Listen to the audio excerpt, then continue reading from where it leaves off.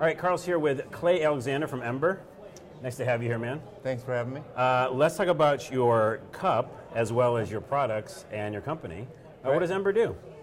Well, Ember is the world's first temperature control brand, and we started with this was our launch product. It's the first self-heated coffee mug, and we launched it with Starbucks in 2016. Oh, cool. And we've had great success since then, and we're now in 4,600 Starbucks stores. We're in almost 1,000 Best Buy stores.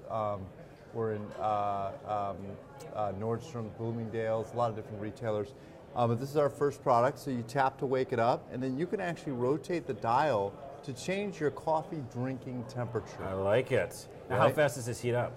Well, it heats up like within minutes. It depends on your pour temperature, right? So if it's at refrigeration or room temp or whatever, it takes a very small amount of time. But the main kind of core of this product is pouring in hot coffee, and then what it does is it rapidly cools it down to your set point, because most coffee is served at around 180 Fahrenheit, which is too hot to drink. So we have phase change cooling system inside the walls, which cools the coffee down and then locks it in right at your set point. That's perfect. Literally earlier we ordered a coffee and across the street, and we were having to ask for the temperature change. You know, you have to be like, I want the kids' temperature. Well, now you can do it yourself. Now you can do it yourself. I love that. And also the idea is lots of times I get a coffee or a mocha and I want to heat it up later. And I think that's a great way. You just kind of pour it in from the fridge, right? And just you can heat it right on up. Yeah. Yep. So this is one product. What are the other products that you're working with? Yeah, we have a what we call our ceramic mug, which is basically this technology into a mug with a handle. Okay. It's about 10 ounces. We launched that just under a year ago, and it's we've had huge success with it. You basically pour in your coffee or tea. It looks and feels like a regular mug. But it has our technology embedded inside. Right. And it will heat your coffee and keep it at perfect temperature. Even though the lid is open and the heat's radiating out, we're combating that with really great battery technology. That's awesome. Yeah, I feel like I can see a future where, you know, we're not worried about this temperature anymore. Like you just have some drink and then it's whatever device you have, you know, cup, it's just the temperature you want it to be. And then from there, we actually have the world's first self-heated dinner plate. So when you plate your meals, it'll keep your food at the perfect temperature. Because you cook things at different times. That's right. That's right. And then it comes out all different temperatures. That's why I invented it. So think about Thanksgiving and Christmas, and you're sitting there trying to have a meal with your family. By the time everybody sits down, the turkey might be hot, cold. and the potatoes are cold, and everything's all different temperatures and. Oh, the potatoes are always cold. Potatoes are always cold. Yeah. It's terrible. That should be the tagline. Your potatoes will never be cold again. I'm making up taglines here. Yeah. No, that sounds great. And how much does these things run? Like, what are the costs? This is $149. Okay. This is our kind of our flagship product for on the go. The Ember ceramic mug runs at $79. And those are our two products we have in market today. We have multiple colors that we have available. But those are the two price points. And so the plate's not out yet? No, the plate is not out yet. It's coming. Is it prototype phase? How far are we? Yeah, we're past prototype phase. We've made working prototypes, and now we're in a production design process.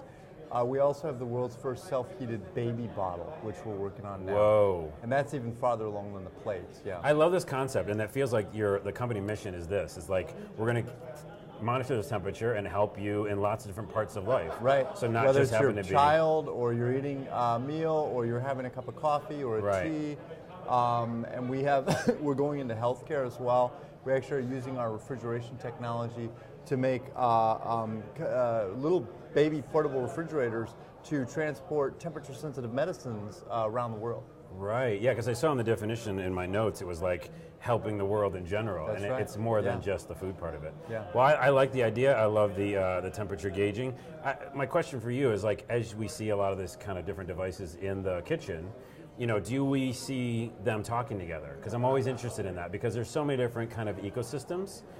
It seems like this one doesn't need to get any. This one doesn't, but some of our other stuff will, such as the baby bottle. Imagine if you could say, for instance, Alexa, heat up my milk. Right. Or with the plates, that would be a Wi-Fi thing because it stays in the house.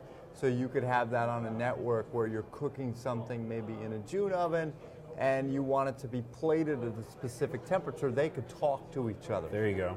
So yeah, I think definitely things will be needing to communicate. Yeah, I think that it's important to look at that whole sphere of it, because right now a lot of companies are trying to figure out how they're going to do it on their own. Yes. But then sometimes a simple thing like that, like you said, Alexa, would be nice help. to have kind of a uniform kind of platform, right.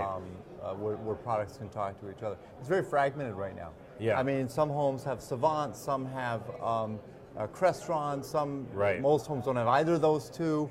And so you're like, make a device, it doesn't have anything to talk to because the other device made from another manufacturer. So I think over the years it'll start, somebody will step up and say, we're going to make the communication link between the two. Right. What do you see far future? Any like big ideas you'd like to see in the kitchen for? Oh, in the kitchen? Yeah, just like for smart devices. Well, I've covered a lot of our stuff with the plates. We also have self-chilled wine glasses and beer steins in our patents. So imagine if the winery could set a preferred drinking temperature for the rosé. Yeah? Yeah. And then you could set it on your Ember wine glass. So anything you think about cooling technology, heating technology, we have a lot of IP around that, and we started in the coffee tea space, and we're making a very meaningful impact. And then from there, we go into eating and drinking and medicines and things like that. Right, yeah. Well, I think the idea is great.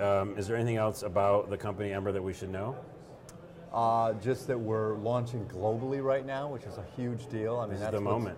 I mean, we right now we're in the U.S. and Canada, and just 2 weeks ago we launched in Switzerland, Paris.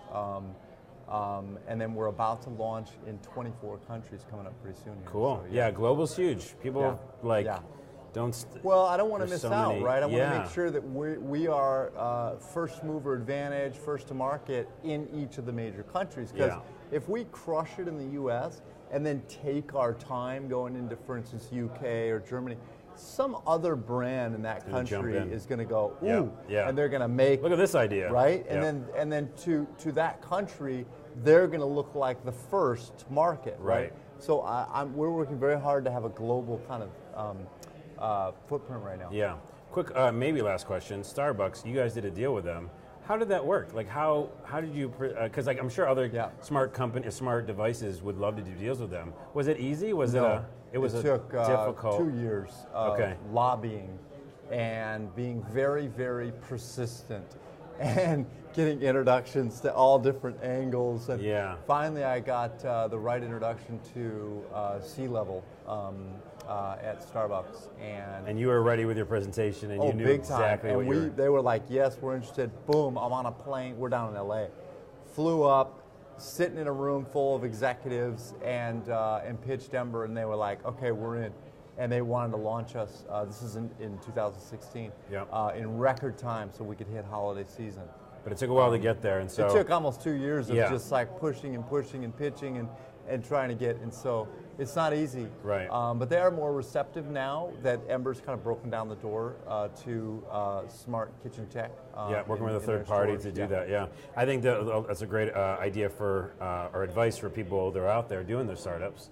There's so many that kind of like, oh, it hasn't happened for us yet. Yeah. Just be persistent. Persistent. There you go. Big time. Clay, thanks so much for being here. You bet. And I'm going to get one of those mugs, and you should too. Ember.com? Yeah, Ember.com. Easy enough. That's it. There you go. Thanks, man. Thanks.